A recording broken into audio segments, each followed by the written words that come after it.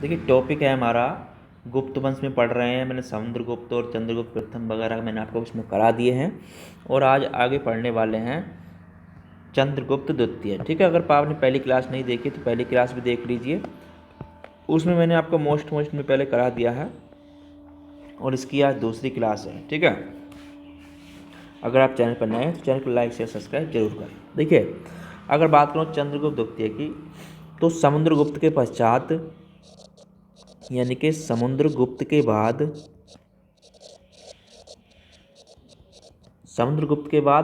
चंद्रगुप्त द्वितीय शासक बना। कौन बना आपका? चंद्रगुप्त द्वितीय शासक बना। तो चंद्रगुप्त द्वितीय शासक बना। ठीक है, शासक बना कब बना? 380 से ये रहा 415 तक ईस्वी तक। ठीक है, 380 से 415 ईस्वी तक ये रहा है। ठीक है, उसके बाद इसमें जो आती है, देखिए इसे जो जाना जाता है चंद्रगुप्त द्वितीय को जो जाना जाता है, तो चंद्रगुप्त द्वितीय को कई नामों से जाना जाता है। ठीक है, जैसे इसे क्या कहते हैं? देवश्री। चंद्रगुप्त द्वितीय को क्या कहते हैं? को देवश्री भी कहते हैं और इसे देवराज भी, और इसे देवगुप्त के नाम से भी जाना जाता है। ठीक है, तो इन नामों से इसे जाना जाता है। ठीक है,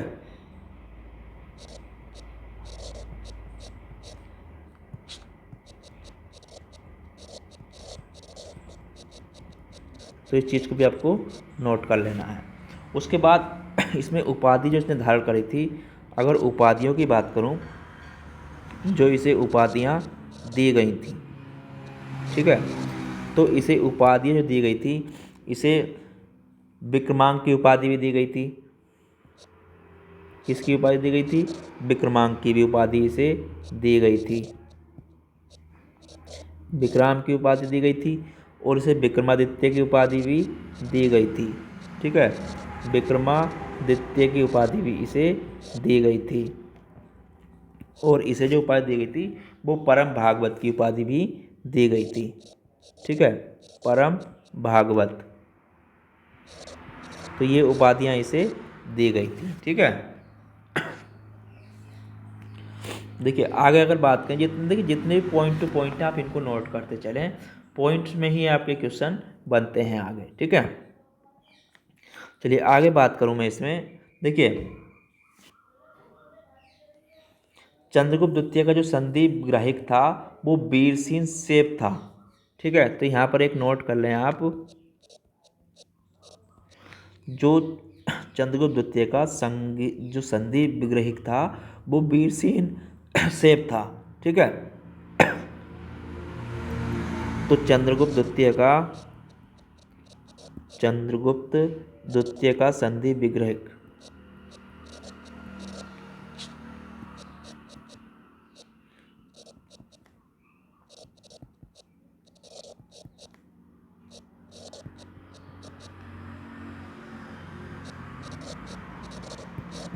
कौन था? वीरसेन सेप था। ठीक है,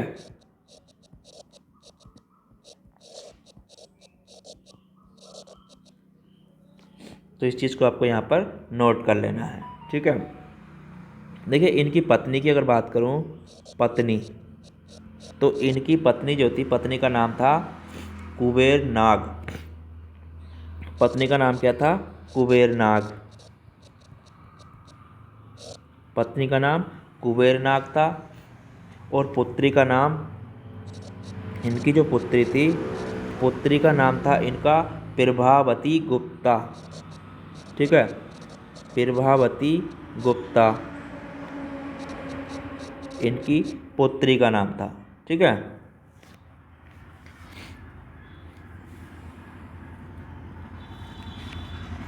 चलिए आगे बात करते हैं। देखिए इन्होंने जो शक क्षत्रिय को पराजित किया था, मालवा के जो शक क्षत्रिय थे, तो इन्होंने चंद्रगुप्त ने अपनी पुत्री की सहायता से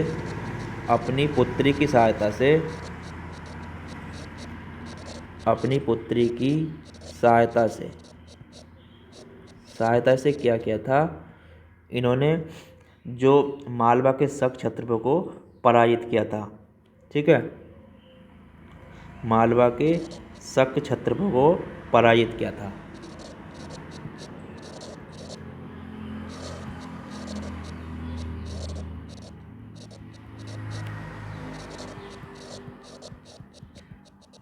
ठीक है,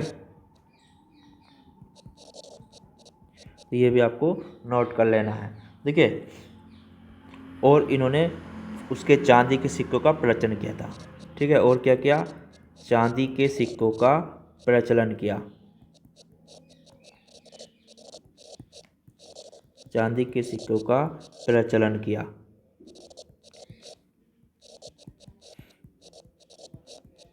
ठीक है, तो ये भी आपको नोट कर लेना है। देखिए, तो इन्होंने जो किया था वो शकों को पराजित करने की स्मृति में चंद्रगुप्त द्वितीय ने चांदी के सिक्के जारी किए थे। किस कारण से किए थे, तो ये जो किए थे ये शकों को पराजित करने की स्मृति में। ठीक है, शकों को पराजित करने की स्मृति में, पराजित करने की स्मृति में। ठीक है, ये सिक्के इन्होंने जारी किए थे। इसलिए इन्हें क्या कहा जाता, चांदी के सिक्कों को इन्हें जो कहा जाता था, इन्हें चांदी के जो सिक्के थे, जो चांदी के सिक्के थे ये, इन्हें साकरी, ठीक है, साकरी और शक विजेता कहा गया है। ठीक है, और क्या कहा है, इन्हें शक विजेता कहा गया है।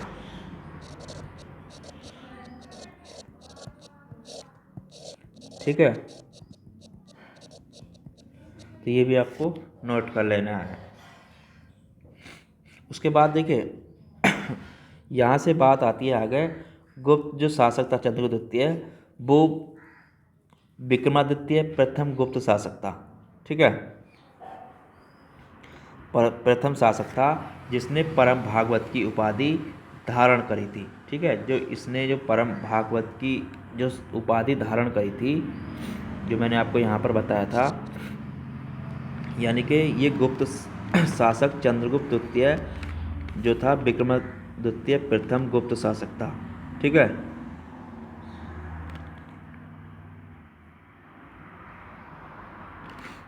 तो ये प्रथम शासक था जिसने उपाधि ये धारण करी थी। ठीक है, तो इस चीज़ को आपको नोट कर लेना है। उसके बाद इसमें आगे आती है, देखिए चंद्रगुप्त द्वितीय ने अपने दामाद जो थे, दामाद की बात करूं, इनके दामाद, तो इनके दामाद जो थे रुद्रसेन थे। ठीक है, कौन थे, रुद्रसेन इनके दामाद थे। तो इन्होंने इनकी मृत्यु के बाद, यानी कि रुद्रसेन की मृत्यु के बाद, इनकी मृत्यु के बाद क्या किया, उज्जैन को अपनी दूसरी राजधानी बनाया। ठीक है, उज्जैन को अपनी दूसरी राजधानी बनाया। ठीक है, उज्जैन को दूसरी राजधानी बनाया।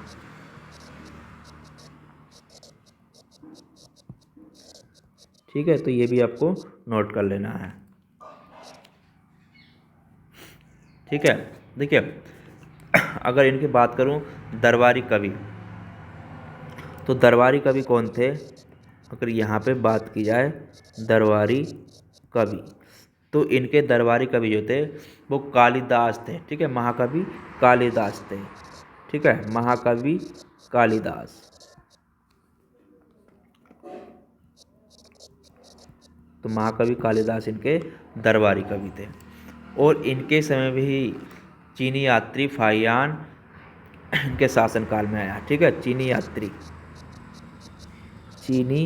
यात्री आया। चीनी यात्री कौन आया, आपका फाहियान। ठीक है, तो फाहियान ही इनके समय में ही आया था। तो ये भी आपको नोट कर लेना है। ठीक है, भारत आया था। तो ये चीज़ जितने भी पॉइंट हैं सब इनको नोट करते चलें, और ये आपके एग्जाम्स में इन्हीं पॉइंट टू पॉइंट पे ही क्वेश्चन बनते हैं। चलिए आगे बात करते हैं, इसमें चंद्रगुप्त द्वितीय के नवरत्न और उनके कार्यक्षेत्र क्या थे। ठीक है, अब यहाँ पे बात करूँ मैं चंद्रगुप्त द्वितीय के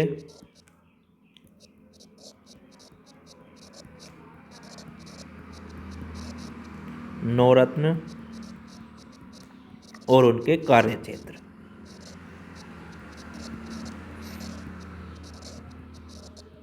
कार्यक्षेत्र क्या क्या थे। ठीक है, तो नवरत्न और उनके कार्यक्षेत्र जो थे,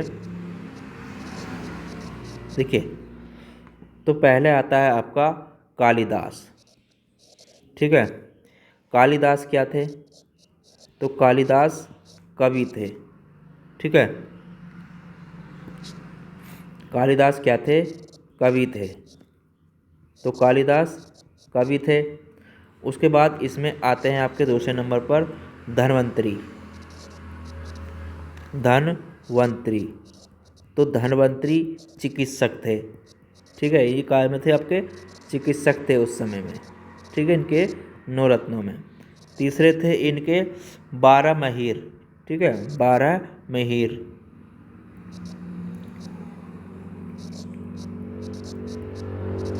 बारह मिहिर जो थे ये इनके खगोल शास्त्री थे। ठीक है, कौन थे, खगोल शास्त्री थे। उसके बाद इनके नवरत्न में चौथे नंबर पर थे अमर सिंह। अमर सिंह जो थे ये कोषकार थे। ठीक है, कौन थे, कोषकार थे। उसके बाद इनके पाँचवें नंबर पर थे छपड़क। ठीक है, छपड़क, तो छपड़क जो थे ये ज्योतिषाचार्य थे।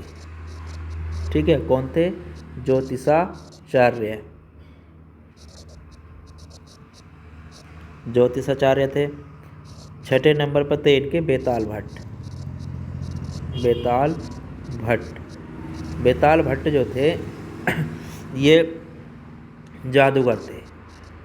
ठीक है, कौन थे, जादूगर थे। सातवें नंबर पर थे शंकु। जो शंकु थे ये वास्तुकार थे। ठीक है, कौन थे, वास्तुकार थे। और आठवें नंबर पर थे बरूची। बरूची, जो बरूची थे ये इनके व्याकरणाचार्य थे। ठीक है, व्याकरणाचार्य, तो व्याकरणाचार्य थे। और नवे जो रत्न थे वो थे हरिसेन। ठीक है, हरिसेन,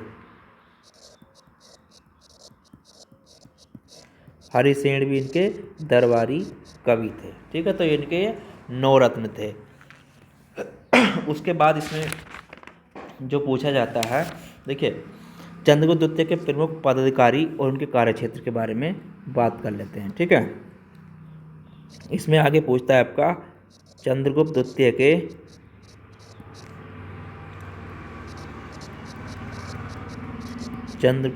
के प्रमुख पदाधिकारी।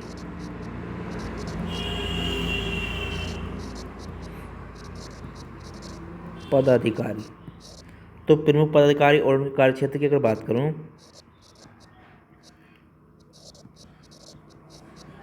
पदाधिकारी और कार्यक्षेत्र उनका क्या था। ठीक है, देखिए, तो पहले नंबर पर थे उपरिक। उपरिक, जो उपरिक पद था ये क्या था, तो ये कार्यक्षेत्र इसका राज्यपाल। ठीक है, राज्यपाल। दूसरे नंबर पर था कुमार मात्य। ठीक है, कुमार मात्य,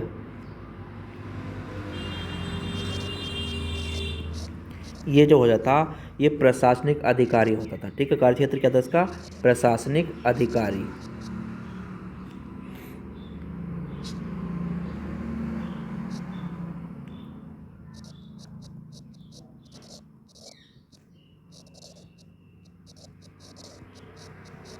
ठीक है, उसके बाद तीसरा था इसमें महादंड नायक।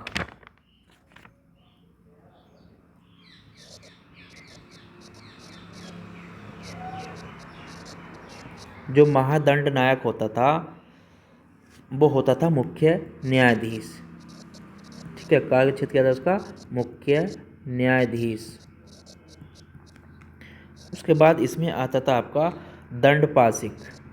दंडपाशिक दंडपाशिक जो होता था वो पुलिस विभाग का प्रधान होता था। ठीक है, पुलिस विभाग का प्रधान।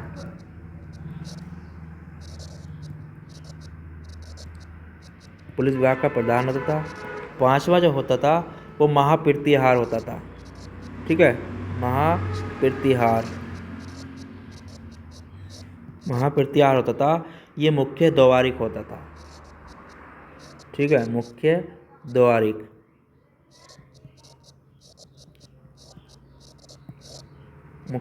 होता था। छठा जो होता था इसमें वो महाबलाधिकृत होता था।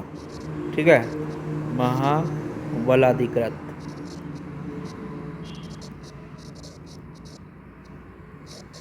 ये जो होता था सैन्य कोष का अधिकारी होता था। ठीक है, सैन्य कोष का अधिकारी।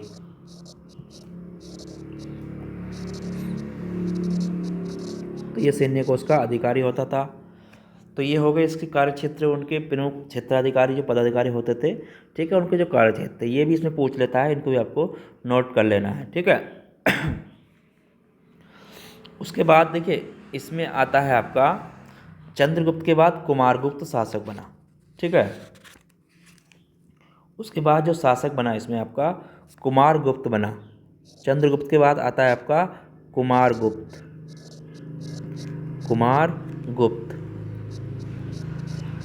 कुमारगुप्त जो रहा आपका 415 से 455 ईस्वी तक। ठीक है, तो ये किसके बाद बना? चंद्रगुप्त द्वितीय के बाद। ठीक है, चंद्रगुप्त द्वितीय के बाद।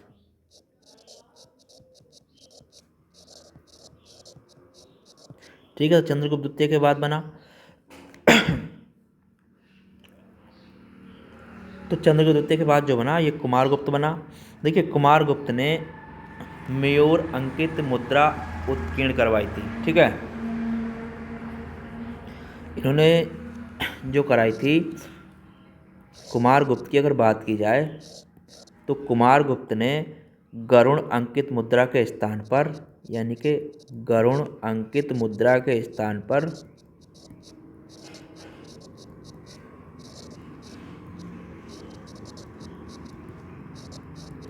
इसके स्थान पर जो इन्होंने चलाई वो मयूर अंकित मुद्रा उत्कीर्ण कराई। ठीक है, क्या चलाई आपकी? मयूर अंकित मुद्रा।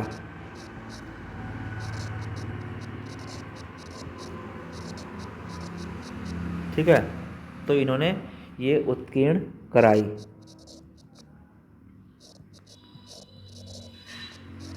ठीक है, तो ये नोट कर लेना है चीज़ में। ठीक है, देख कुमारगुप्त के सिक्कों से पता चलता है कि उसने अश्वमेध यज्ञ किया था। ठीक है, इसने क्या किया था?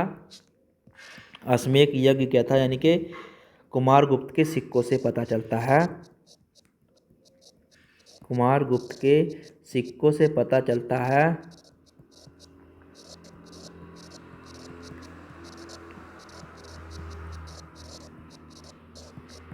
कि उसने अश्वमेध यज्ञ किया था। ठीक है, क्या किया था? उसने अश्वमेध यज्ञ किया था। ठीक है,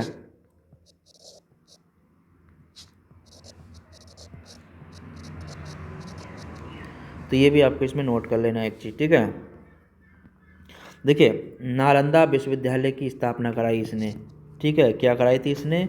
नालंदा विश्वविद्यालय की स्थापना कराई। ठीक है, विश्व प्रसिद्ध नालंदा विश्वविद्यालय की स्थापना कराई।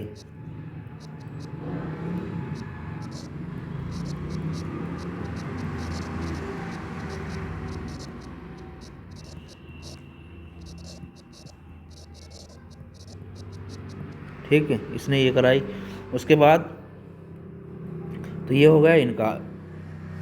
देखिए जितना भी मोस्ट है तो इनको नोट कर लें, इसमें इतना ही आता है कुमारगुप्त के बारे में। उसके बाद इसमें आता है आपका कुमारगुप्त के बाद आता है कुमारगुप्त के बाद कुमारगुप्त के बाद कुमारगुप्त के बाद जो शासक बना वो बना आपका स्कंदगुप्त। ठीक है, कौन बना आपका? स्कंदगुप्त। स्कंदगुप्त जो रहा आपका 455 से 467 तक। ठीक है, 467 ईस्वी तक शासक बनाए। ठीक है, तो ये शासक रहा। अब इसके समय की अगर बात करूं, देखिए स्कंदगुप्त ने क्या क्या किया वो बात कर लेते हैं। देखिए, स्कंदगुप्त ने सुदर्शन झील का पुनर्निर्माण कराया। ठीक है, गिरनार पर्वत पर जो है आपकी सुदर्शन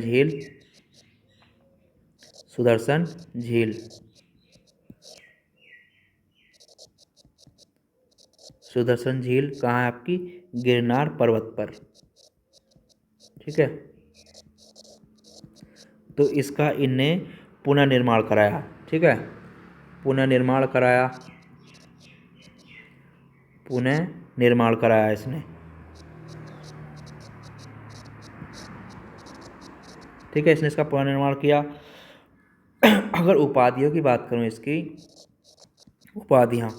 इसकी उपाधियां क्या क्या थी? देखिए, इसे जो उपाधियां दी गई थी वो विक्रमादित्य और क्रमादित्य की उपाधियां दी गई थी। ठीक है, एक तो दी गई थी इसे विक्रमादित्य की उपाधि,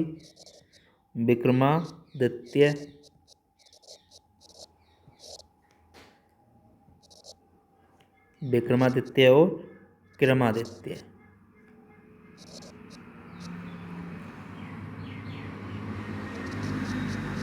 ठीक है, ये इसे उपाधियां दी गई थी। और इसी के समय में हूणों का पहला आक्रमण हुआ। ठीक है, हूणों का पहला आक्रमण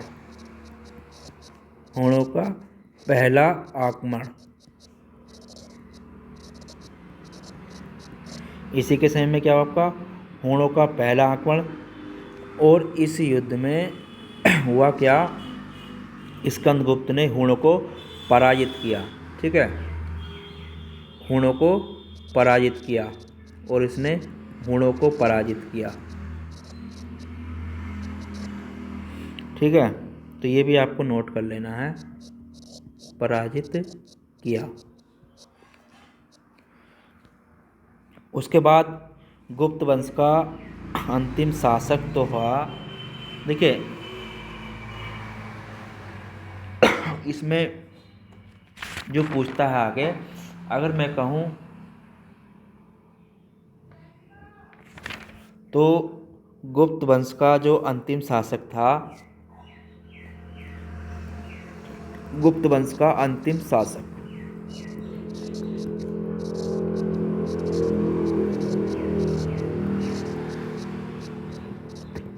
गुप्त वंश का जो अंतिम शासक था वो विष्णुगुप्त था। ठीक है, कौन था आपका? विष्णुगुप्त। तो विष्णुगुप्त क्या था? अंतिम शासक था गुप्त वंश का। देखिए, गुप्त शासकों का व्यक्तित्व वैष्णव धर्म का रहा है।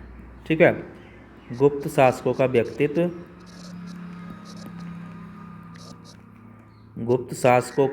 जो रहा है वो वैष्णव धर्म का रहा है। ठीक है,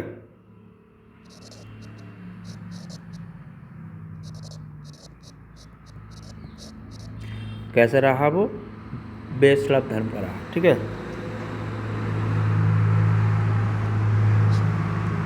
तो इनका व्यक्तित्व धर्म कैसा रहा आपका? वैष्णव धर्म।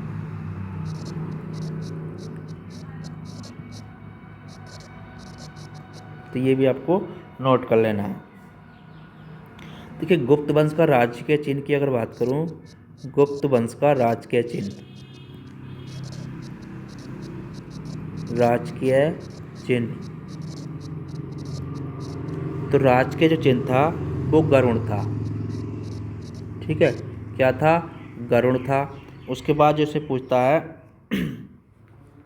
देखिए, जूनागढ़ स्कंदगुप्त का जूनागढ़ अभिलेख विष्णु स्मृति से प्रारंभ हुआ है। ठीक है, यानी कि स्कंदगुप्त का जूनागढ़ अभिलेख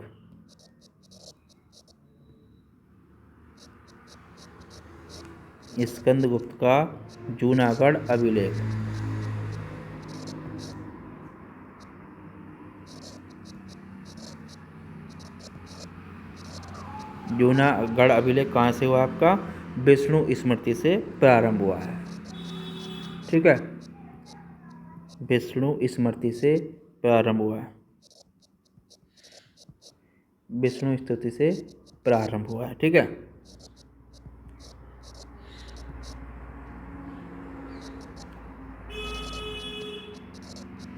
ये आपको नोट कर देखिए, जितनी भी चीज़ें सारे मोस्ट हैं इनको नोट करते चलें। उसके बाद इसमें आता है आपका, देखिए गुप्त काल में ही त्रिमूर्ति के अंतर्गत जो करी थी वो अंतर्गत ब्रह्मा विष्णु और महेश की पूजा आरंभ हुई थी। ठीक है, गुप्त काल में त्रिमूर्ति के अंतर्गत पूजा प्रारंभ हुई थी। ठीक है,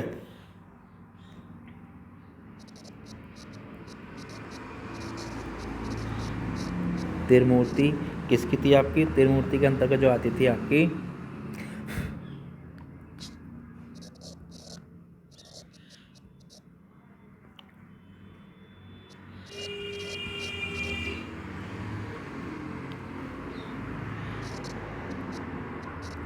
ब्रह्मा विष्णु महेश, ब्रह्मा विष्णु महेश की पूजा प्रारंभ हुई। ठीक है,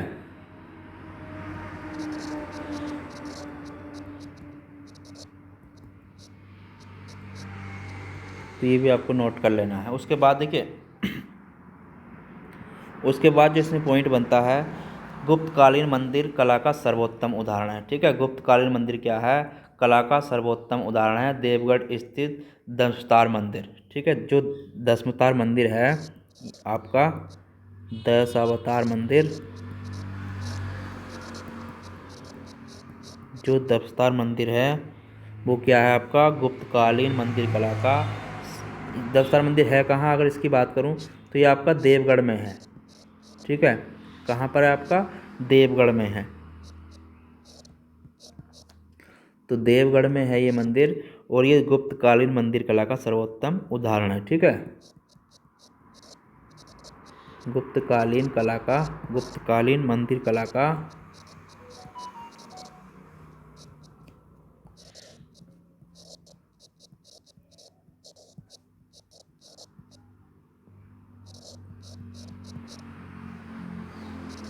ठीक है, तो इस चीज़ को भी आपको ध्यान रखना है, नोट कर लेना है।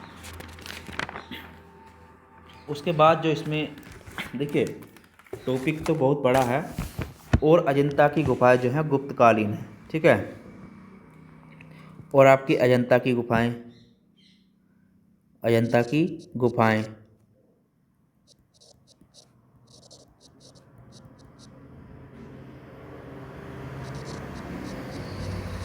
अजंता की गुफाएं क्या आपकी? गुप्तकालीन है। अजंता की गुफाएं भी आपकी गुप्तकालीन हैं, और इसमें देखिए गुप्त काल को संस्कृत साहित्य का स्वर्णकाल माना गया है। ठीक है, गुप्त काल को संस्कृत साहित्य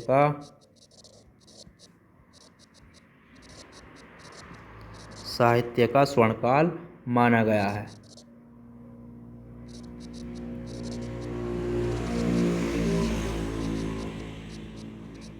ठीक है, इसी काल में क्या था? देखिए, इसी काल में जो थे आपके, इसी काल में क्या क्या हुआ आपके? इसी काल में आपके कालिदास और अन्य संस्कृत विद्वान ने अधिकांश संस्कृत की। ठीक है, इसी काल में क्या थे आपके? कालिदास, इसी काल में आपके कालिदास, अन्य विद्वान, ठीक है, और आपके अन्य संस्कृत विद्वानों ने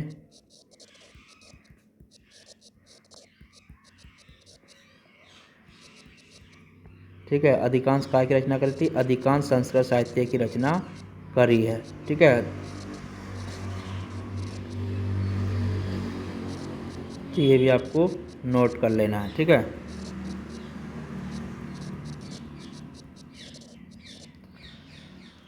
चलिए आगे इसमें बात करते हैं।